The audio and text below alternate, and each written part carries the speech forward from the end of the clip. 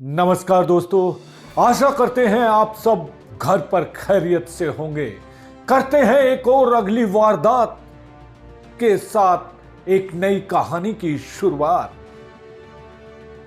आज आपको हम बताने जा रहे हैं रेलूराम हत्याकांड, जिसमें एक बेटी ने अपने ही घर के 8 लोगों को मार डाला। परिवार के 8 लोगों की हत्या कर बेटी ने घर को शमशान बना डाला।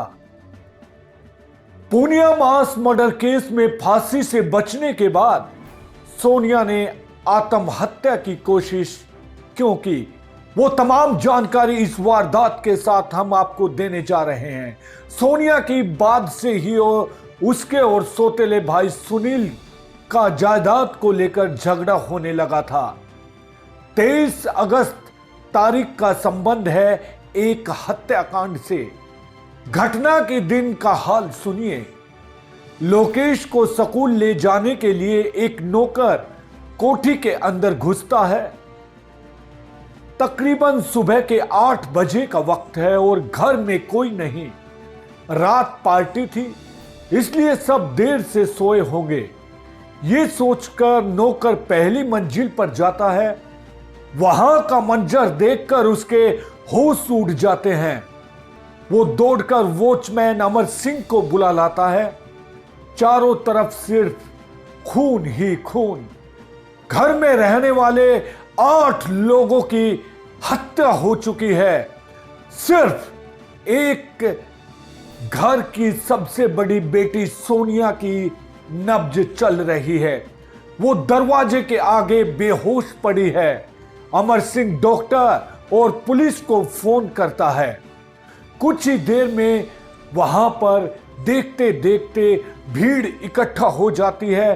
पुलिस सोनिया को अस्पताल में ले जाती है और उसे वहां भर्ती कर तहकीकात शुरू कर देती है। तहकीकात से जो पता चलता है उससे पुलिस के भी रोंगटे खड़े हो जाते हैं। घर में जब कोई घुसा ही नहीं तो हत्या कैसे हुई? 8 लोगों की हत्या हो गई और किसी की चीख पुकार की कोई आवाज तक ना आई। ये सब कैसे और क्यों हुआ? जी हां, पूरव अमेले की कोठी जगह हरियाणा का हिसार जिला। शहर के बिल्कुल नजदीक एक मकान है। मकान क्या, बिल्कुल आलीशान कोठी समझिए। इतनी भव्य कोठी की आसपास के लोग सिर्फ उसे देखने वास्ते वहां आते।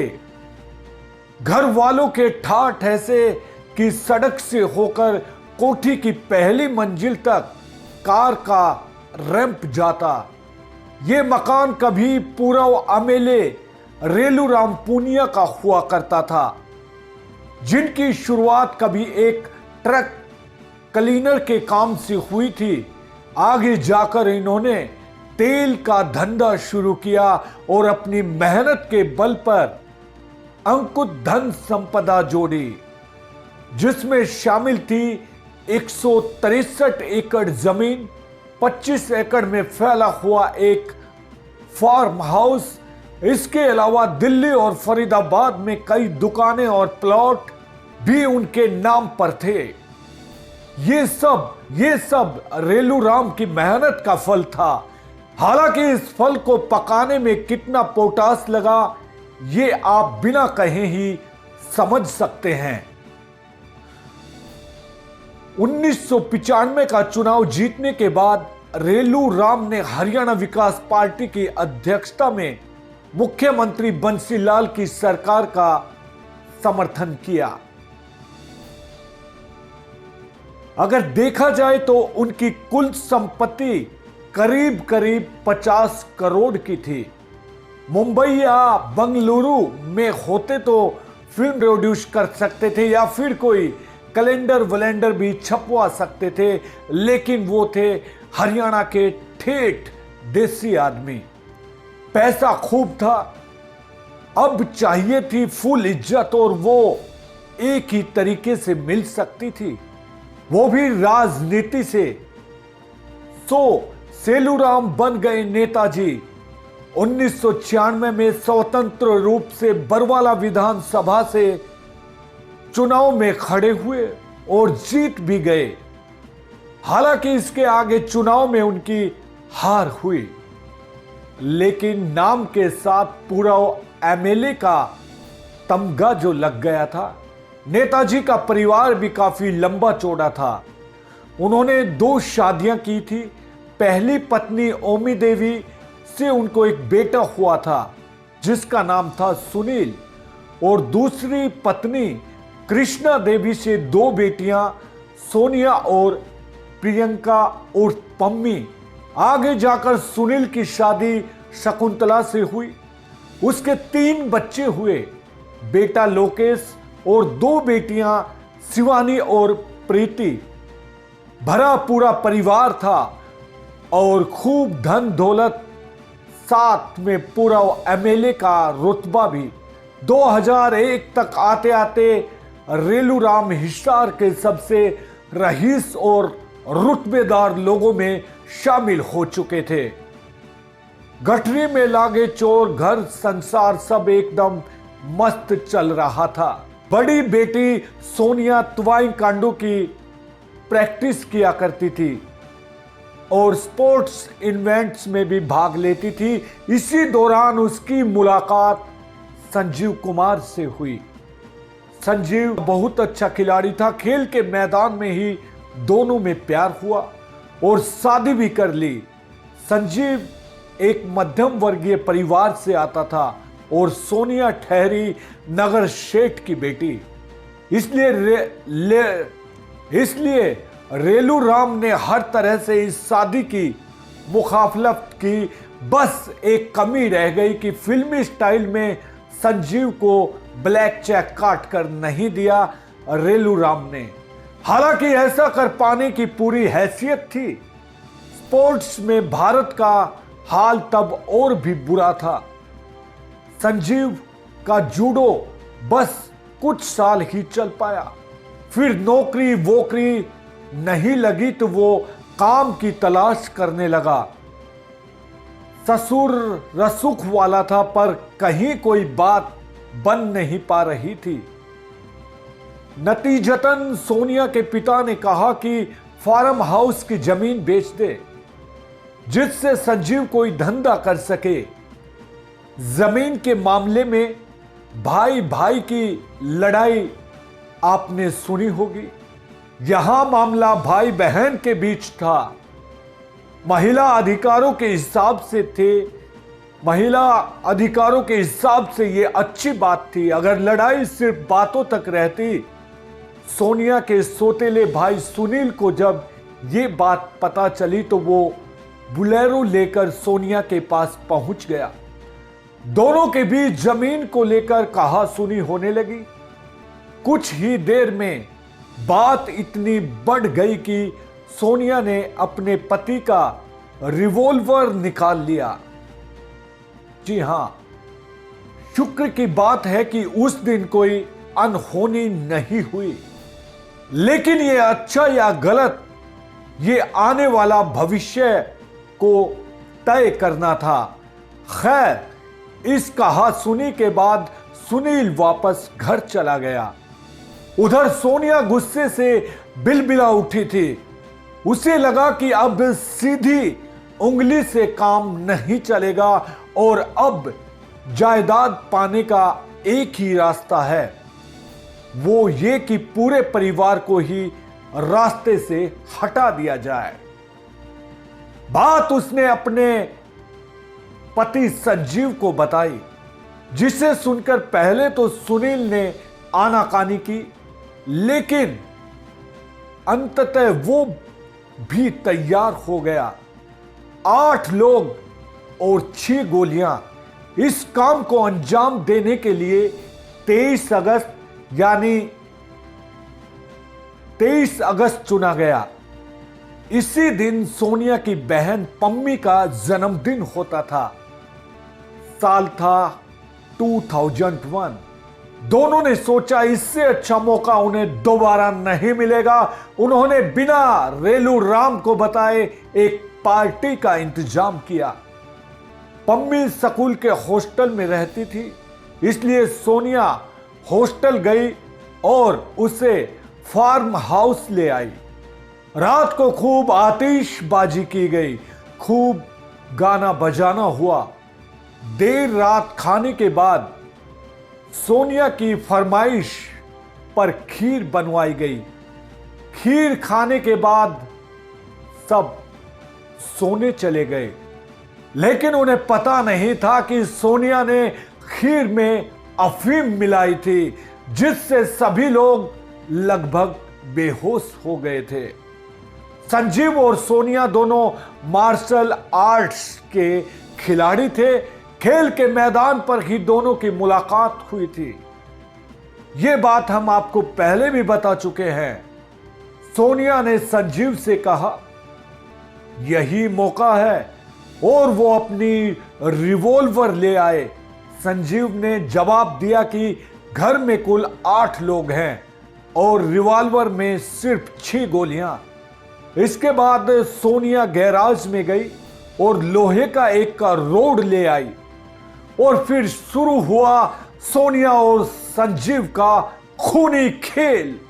सबसे पहले दोनों रेलू राम के कमरे में गए, जो गहरी बेहोशी में था। सोनिया ने संजीव को लोहे की रॉड पकड़ाई और अपने पिता के सर पर वार करने को कहा। संजीव ने रेलूराम के सर पर राड से 2 वार किए।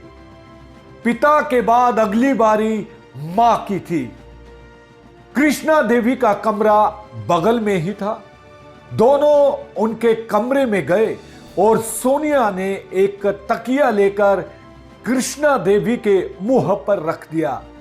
रेलू राम की तरह कृष्णा देवी के सर पर भी रोड मारी गई, लेकिन रोड फिसलकर बगल में सो रही शिवानी को लग गई। 2 साल की बच्ची उठकर रोने लगी। उसकी आवाज से कोई ना जाए, इस डर से उसके सर पर भीड़ एक और रोड दे मारी। इसके बाद दोनों सुनील के कमरे में गए। सुनील कद काठी में अच्छा था, इसलिए पहले दोनों ने उसके हाथ पैर बांधे और उसके सर पर रोड से वार किया। सुनील की पत्नी शकुंतला और छोटी बहन पम्मी को भी इसी तरह बेरहमी से मार दिया गया। हैवानियत की हद देखिए कि उन्होंने 4 साल उम्र के लोकेश और 45 दिन की बच्ची प्रीति को भी नहीं छोड़ा, जबकि खुद सोनिया और संजीव का 1.5 साल का एक बेटा था। कत्ल के बाद आतिशबाजी हैवानियत का ये नंगा नाच पूरे 2 घंटे चला। एड्रेनालिन ठंडा पड़ा तो दोनों को पुलिस की याद आई।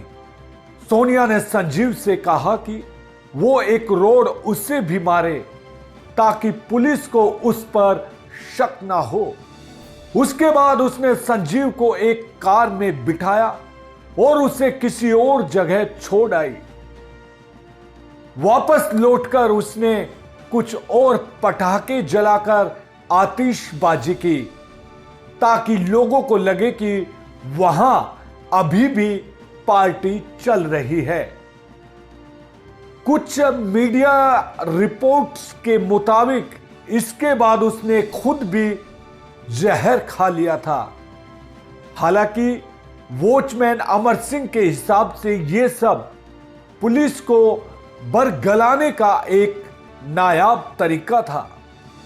सुबह पुलिस पहुंची तो सबसे पहले सोनिया को हॉस्पिटल में भर्ती करवाया गया। उसके बाद पुलिस ने अपनी तहकीकात शुरू की। शुरुआत से ही शक की सुई सोनिया की तरफ थी, लेकिन पुलिस को जो भी सबूत मिले वो सब सर्कमस्टेंसेस एविडेंस थे। अस्पताल से डिस्चार्ज होने पर पुलिस ने सोनिया से पूछताछ की। पहले पहल उसने सवालों को टरकाया, लेकिन थोड़ी सख्ती दिखाते ही उसने पूरी कहानी बयान कर दी। 26 अगस्त को पुलिस ने सोनिया को गिरफ्तार कर लिया। फांसी पाने वाली पहली महिला। हिसार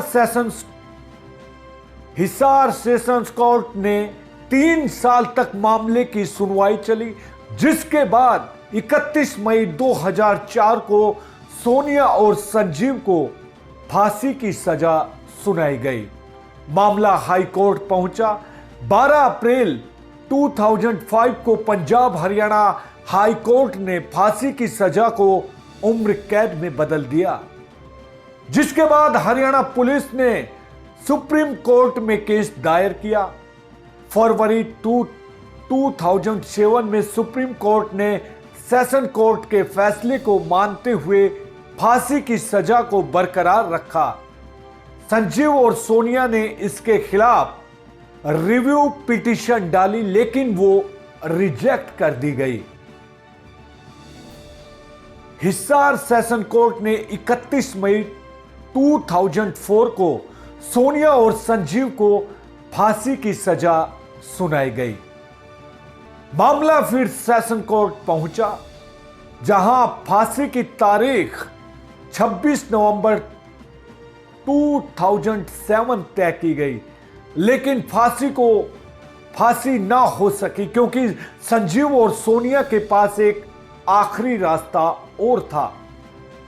दोनों ने राष्ट्रपति क्षमा याचना की अपील की और यह अपील अगले कई सालों तक राष्ट्रपति ऑफिस में पड़ी रही।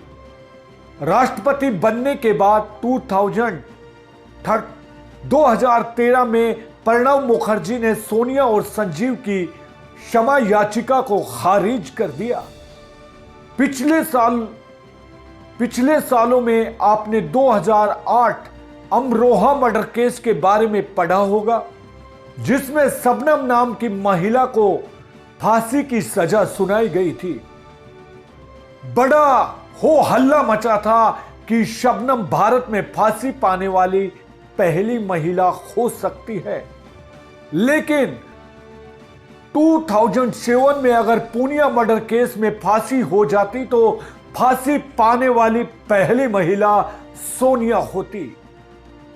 राष्ट्रपति द्वारा अपील खारिज कर दिए जाने के बाद सोनिया और संजीव के पास कोई रास्ता ना बचा था, लेकिन इस मामले में एक और मोड़ आना बाकी था। 21 जनवरी 2014 को सुप्रीम कोर्ट ने एक ऐतिहासिक फैसला दिया, जिसके अनुसार जिन मामलों में फांसी की सजा में देरी हुई है उन्हें आजीवन कारावास में बदल दिया जाए। कोर्ट ने कुल मिलाकर 15 ऐसे मामलों को चुना और किस्मत की बात देखिए, उनमें सोनिया और संजीव की अच्छी किस्मत कहिए कि उनका केस भी इस लिस्ट में शामिल था।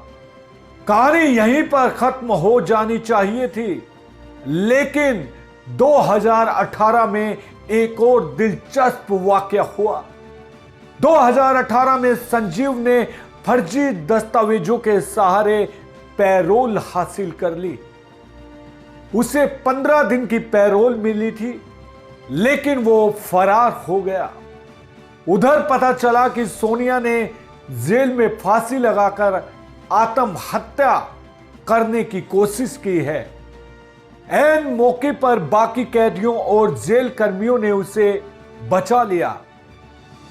उसके बाद अगले 6 महीने तक उसे एक स्पेशल सेल में रखा गया। जो कैदी आत्महत्या का प्रयास करते हैं उन्हें सुसाइड वॉच लिस्ट में रखा जाता है। इस दौरान उन पर खास नजर रखी जाती है ताकि वो दोबारा आत्महत्या का प्रयास ना करें।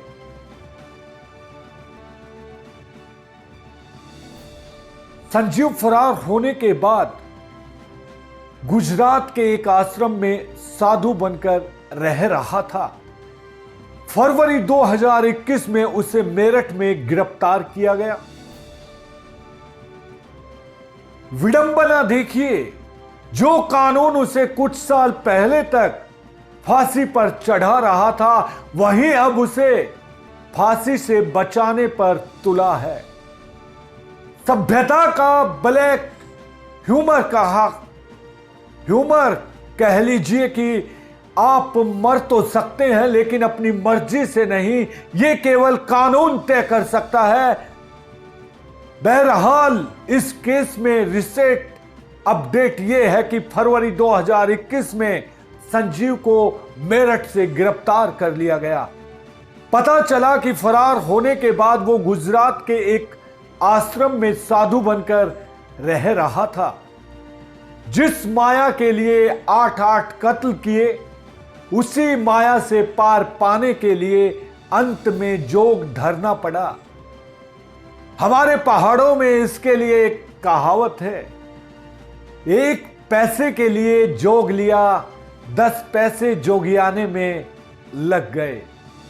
यानी आदमी एक पैसा बचाने के लिए सन्यासी बनता है और सन्यासी बनने के लिए उसे इसका 10 गुना खर्च करना पड़ता है।